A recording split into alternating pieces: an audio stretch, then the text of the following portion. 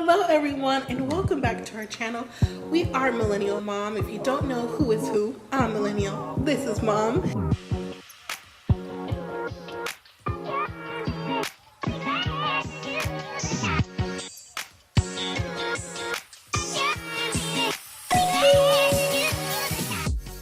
Hello everyone, welcome back to our channel. If you're new here, I'm Mom or Kay from Millennial Mom, and today we're going to talk about 90 Day Fiancé, Season 10, Episode 11, To Have and To Hold. Now, if you are new here, please consider subscribing, hit that like button, leave your comments, and let me know what you thought about this video. And if you aren't new, go ahead and leave your comments and let me know what you thought about the video as well. All right, so on this episode, we have Rob and Sophie, Clayton and Anali, Gino and Jasmine, Ashley and Manuel, Citra and Sam, and Nikki and Devin. All right, so let's jump into the episode. So it's the morning and Sophie is saying how she didn't sleep well. She's telling Rob, like, do you have a duvet? I didn't sleep well because you don't have a duvet. You don't even have a blanket. Rob is saying, what are you talking about? Okay, a duvet? She goes, yes, we need a duvet. I mean, you can't spend $30 on a duvet. And Robin Confessional's like, you know what? I had to think about this. I do have a duvet. Matter of fact, I have 3 of them. Sophie clearly doesn't know what a duvet is because if she did, she would have saw that I have them. Okay, listen. A duvet is, if you don't know, is a step above a comforter, something that you're not even really supposed to sleep on, is to make your bed more presentable, you know. So you have a duvet if you have one, then a comforter, then your sheets and blankets and pillowcase, things like that, you know, on your bed. So why would Sophie want a duvet to sleep on instead of regular blanket and comforter? And Rob, if you really do have 3 duvets, where are they?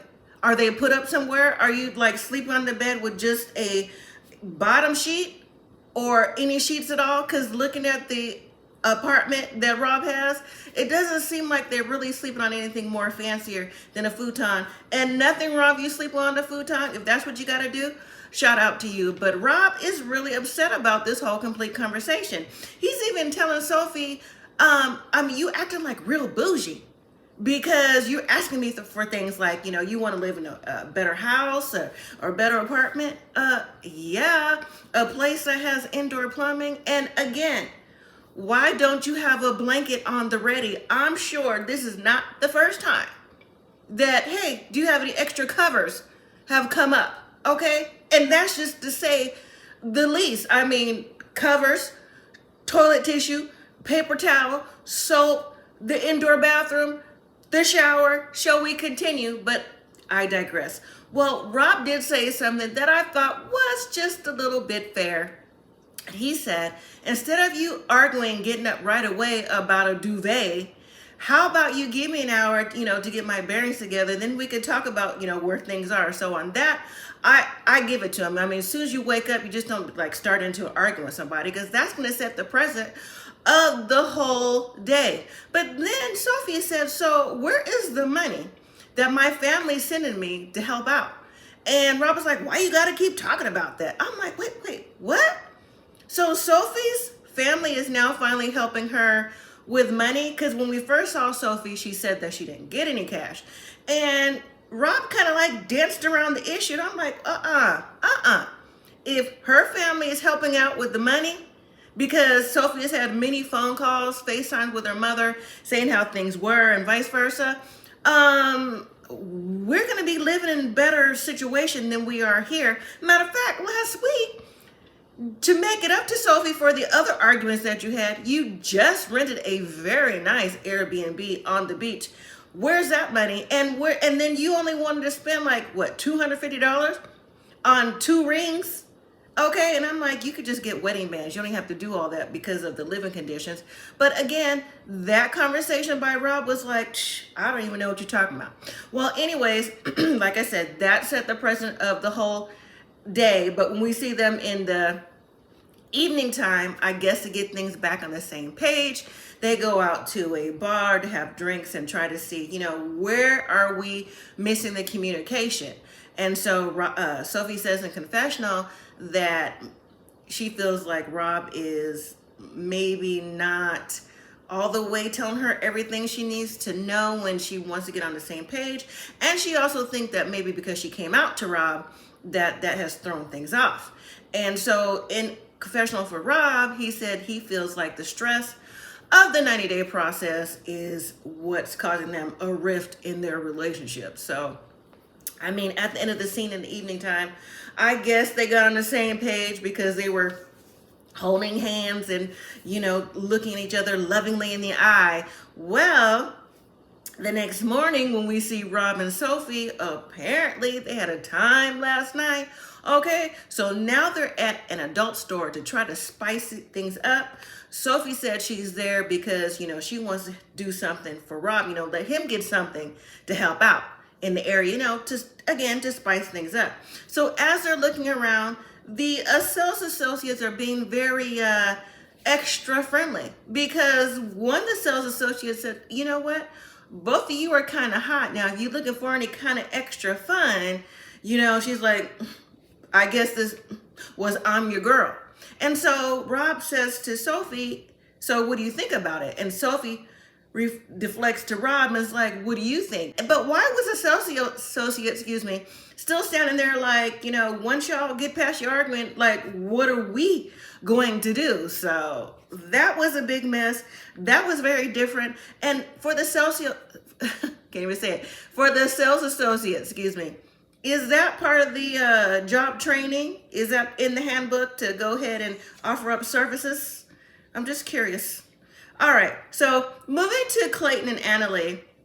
So Anali has talked Clayton into taking a trip to San Diego to visit his friend Cameron. Now, Anali said that in confessional, and many times to Clayton and confessional, that she is tired of sitting in that little apartment. She's tired of being around with the dogs, the guinea pigs, and just not having their own personal space. Anali has said to Clayton that, listen, you have a friend that you're always gaming with. Why don't we go visit him? Because you've never seen him in person, now would be the time to see him. Now, Clayton is very nervous about meeting Cameron in San Diego. They have been gaming online for 13 years and have never met in person. And my thing with that is, so you can meet Anali in Peru. You just recently met her, I know, within the last 2 to 3 years. So you traveled to Peru, but you can't travel to San Diego. You can't travel to anywhere in the States for little gaming conventions that they do. So Clayton and Anali make it to San Diego, and guess who picks them up from the airport? It's Cameron. And Cameron and Clayton clearly have a bromance going on. But why in confessional did Clayton say that Anali was like, oh, you showed Cameron more hugs and, you know, you were more like, hey, happy to see you than you are with me? And then Clayton said, oh, well, that's because, you know, you're a third wheel. I'm like, even if that was a joke, it wasn't funny. And Clayton, to me, comes across awfully spicy in many moments on this show.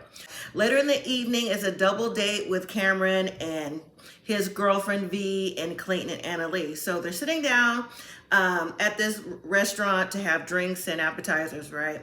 So as they're talking, you know, it's just regular conversation, but wait, it gets better. When the waitress comes to ask them, what are they drinking? You know, can I take your drink order?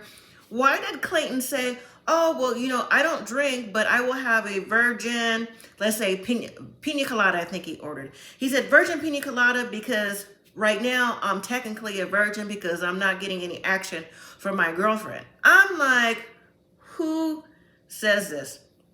And on top of that, not only are you saying this to the waitress, you're saying this in front of your bestie and his girlfriend as if this is supposed to like make your relationship seem like it's strong. The look that Anali gives Clayton is like, I can't believe you said that. And Anali, neither can I. Well, Cameron said to Clayton, ooh, I know what that looks mean. I'm thinking, no, it's not just shut up. It's like, oh, if you, like the song goes, if you think you're lonely now, wait until tonight. So then Anali tells Clayton in Spanish because her English isn't as great. So she tells Clayton, well, why don't you tell your friends why things aren't necessarily happening? So then she's telling Clayton what she wants the friends to know, since he wants to embarrass her. Hey, let's put this on the table. So she tells Clayton to tell his friends that, we don't do anything because we live in a small apartment. Your mom's there. The guinea pigs are there. The dogs are there. I don't feel like I have any privacy, and the walls are thin. And so he relays that to their friends. And then Clayton says, well, I tried to take you for a nice night at a hotel, and still mom wasn't there, nothing. And Anali is just looking at him, and I'm looking at Clayton too. And look, it's not even about me. I'm like, yeah, but you went to the hotel, you made her wait. Then she had to walk herself to the room. There was no flowers, there was no romance. You brought some candles that were lit by battery. That's fine, the flameless candles. But then you were like laying on the bed and you're with your regular clothes on that you just had on all day, and then your socks, and you're like, ooh, come here, cheeky. Like, she's supposed to be turned on with that. So no, Clayton, that wasn't getting it. Clearly, it didn't get you any either. So at the end of the situation, not in the situation, excuse me, at the end of the evening, it's not even at the end, it's very awkward with everybody, because how do you go from there with him talking about the sexual or lack of sexual encounters? And so when they're talking to Clayton's friend, Cameron, and his girlfriend from production's like, so what do you think about the conversation? Was it awkward? And Cameron's girlfriend was like, all I could think of with the sensitive conversation was yike. Not yikes, but yike. I was like, yes, girl, yike. Okay, moving to Gino and Jasmine. So Gino has surprised Jasmine with a trip to Miami so she could get some warmth, because she's not getting in Michigan because it's too cold for her, coming from Panama, a tropical country. And also it's a pre-honeymoon, pre-wedding gift to Jasmine. So after Gino and Jasmine went to the hotel, looks like Gino got them a suite, because they went to look around outside and it looked like there was an infinity pool upstairs on the roof. So Gino, for someone who claims he don't have the money, had the money for this trip. So by the time they make it to the beach, Jasmine has on a bikini, and it's a bikini that is way too small. But again, that's Jasmine's style. The bikini is bikiniing. Okay, so she tells Gino, oh, can you put some lotion on me, sunscreen on me? And of course, Gino's like, yes, baby. After he puts on sunscreen on her, and Gino's wearing his regular uniform to the beach of slacks and a shirt and his hat. Okay, he don't seem like he ever dresses in shorts or anything appropriate for the sand. I don't know how the conversation turned into getting married or who was invited to the wedding, but here we go again. They're back to, well, not they. Jasmine's back to, okay, baby, let me tell you something, okay? If this family member come to your wedding because I feel like they don't like me and they're making you sign a prenup, and I don't like that, because who are they? Because I'm about to be your new family now. I was like, every time we have to get into this, Gino, he seems like he wants to hold his ground, but at the same time, for some reason, he either don't know how or is afraid to. And I'm gonna roll with afraid to. So Jasmine said, you know what? If you think that those people are gonna come to my wedding and ruin my wedding, okay, from the prenup to the bachelor party, and I still think there's something going from the bachelor party, you have another thing coming, because I'm the one that's gonna be your wife. And Gino was like, you know what? That's not fair, and I'm not going to agree with everything that you're talking about. That's your opinion. Okay, Gino, okay, I'm going to give you one more chance. One more chance, and I mean one more, Gino, okay? I'm like, you know what? Move on. Gino, this is what you signed up for. Just don't say nothing and just keep it moving. All right, so am I. Let's move to Ashley and Manuel. So Ashley is wedding dress shopping with her mom and sister. Now, Ashley's mom and sister are supportive, but at the same time, they have concerns. Ashley's mom and sister are aware of Ashley and Manuel, because clearly Ashley runs her mouth a lot, okay? She doesn't have a filter, nor, in my opinion, does she have any boundaries, because how else would your friend group know, and now your mom and your sisters know, that you fight and you fight? Manuel runs if he clearly, in your opinion, don't get his way, and he doesn't talk to you, but then you have makeup sex and everything's all right again. Okay, and Ashley's mom is like, no, this is not how a relationship is supposed to be. It is not one-sided like this. You cannot possibly be okay thinking that you argue and in order to make up, you have sex and he runs away when there's problems. Like, there's more to a relationship than just this. So Ashley says that our relationship is fiery and we're very attracted to each other, but this is how things go. And Manuel doesn't know anybody here and he's left his family. It's just me. He's trying to adapt. And Ashley just goes on and on and on. And listen, Ashley's mom's like, you know what? If you say so, but there's more to relationships than just what you're saying. And Ashley's sister says, well, I think that she's just trying to really ice over it, what's really going on, because she really doesn't want us to know. And she wants to marry Manuel so she can complete her life to be married. So Ashley's mom said, you know what? I would like to talk to Manuel so he knows how I feel. He may not like it, but just so he knows how I feel. So later after the dress shop, Ashley goes home. She talks to Manuel. She tells Manuel, hey, my mom wants to talk to you and, do you mind? He was like, no, I don't mind talking to your mom, because she needs to know how I feel too, and I would like to know her more. So when Ashley and Manuel meet up with Ashley's mom later, of course, Ashley's sitting there too, and mom was like, no, Ashley, it'll be okay. You go find something else to do. Let me talk to Manuel alone, because in confessional, Ashley's mom said, Ashley's used to running the conversations, so it could go her way or make it seem as smooth as it is. But she didn't want that. She wanted to get to know Manuel, one-on-one. So Ashley reluctantly got up to go, and Ashley's mom and Manuel had a conversation, and they used the translator app, which is great. So Ashley's mom asked Manuel, so why is it that you want to get married and why do you want to marry my daughter? Manuel says that they love each other, but sometimes Ashley's character is like she doesn't love herself. Ashley's mom said, And even I said, too. I'm like, her character says she doesn't love herself. So is he trying to say that Ashley has low self-esteem or what's really going on to give him pause? Ashley's mom says, again, that she asked him just many more questions about the status of the relationship and where he think things are going. But Manuel said that he loves her daughter and he wants to be married to her. And he hopes that things in the future change, because he's a package deal. He's got kids and all this other stuff. And he's going to continue to support his family. So again, Ashley's mom says she doesn't love the situation, but she supported and smiled through it for her daughter. Okay, so let's move to Citra and Sam. So it's Citra's first night in the States with Sam. Citra says she has a vivid imagination, and driving to Sam's house, she goes, why do all the houses look like they're from Texas Chainsaw Massacre?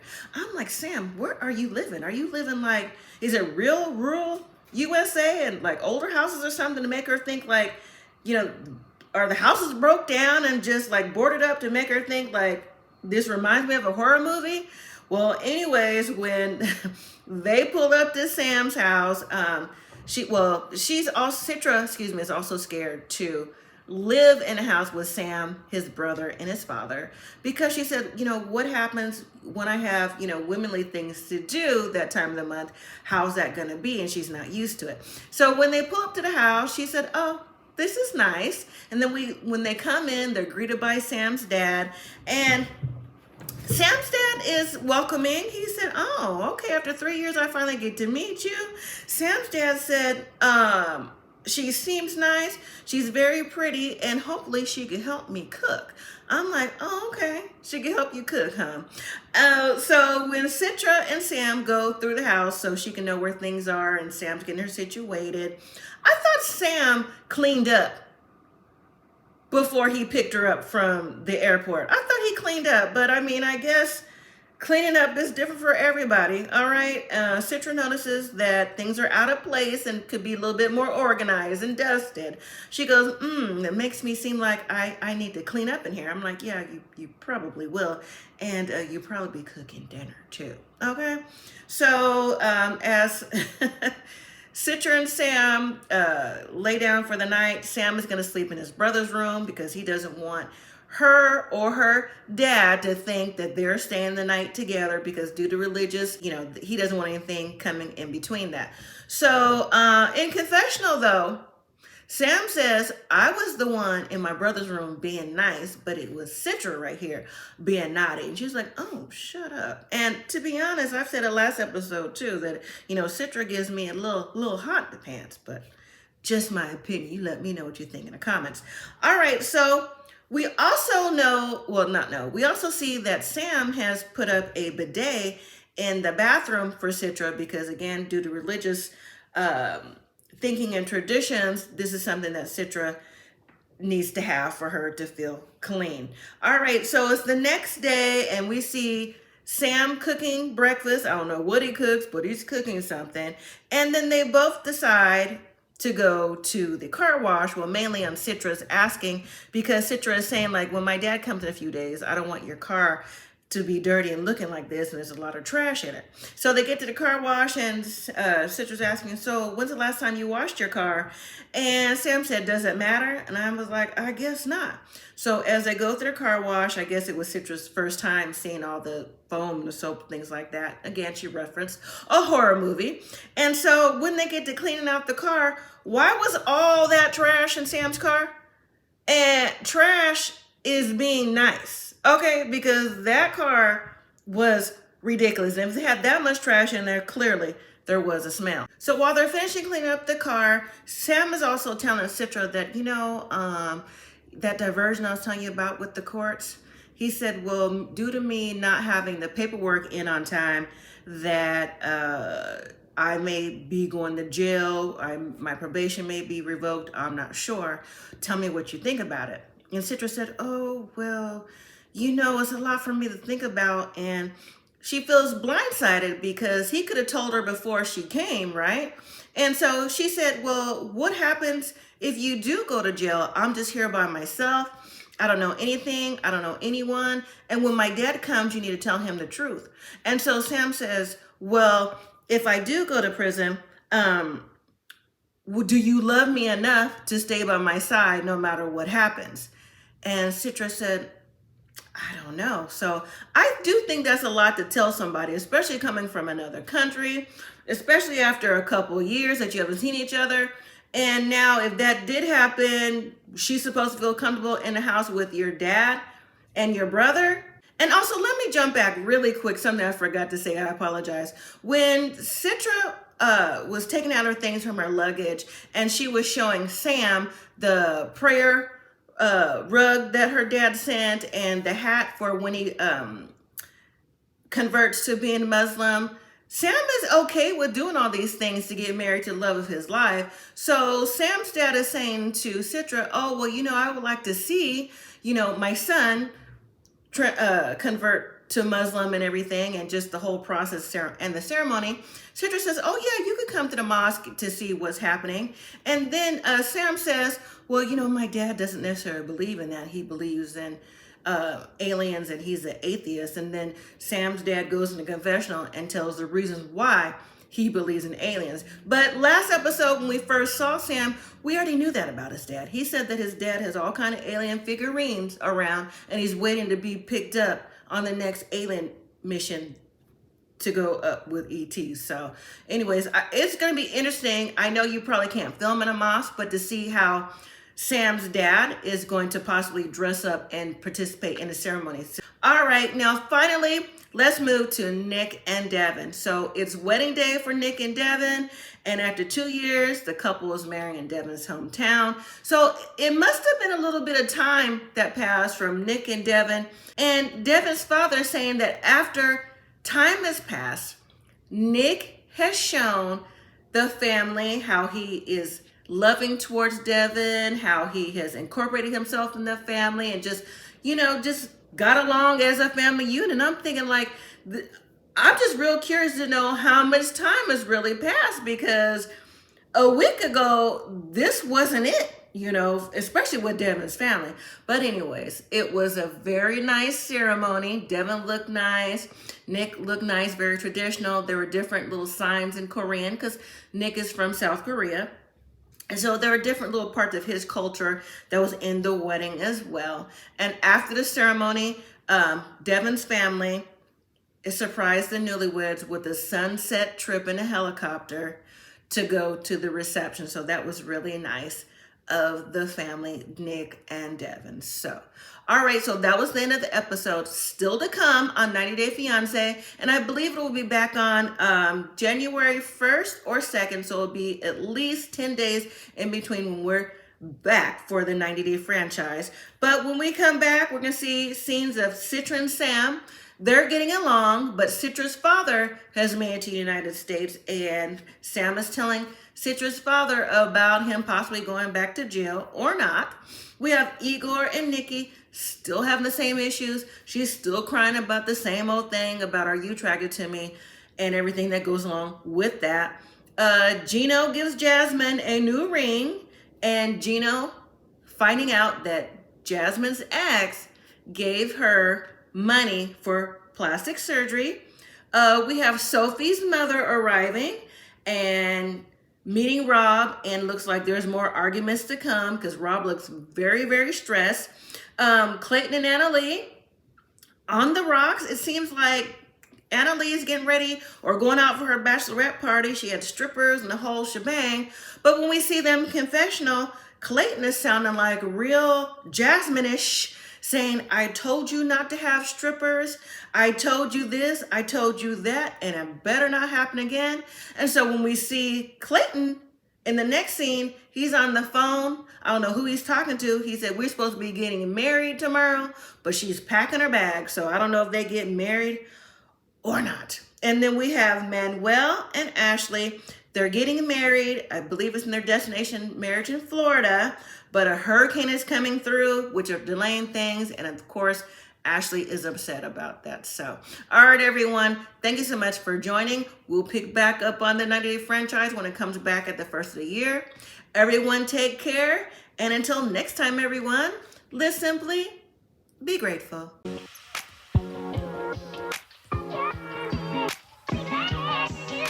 Yeah.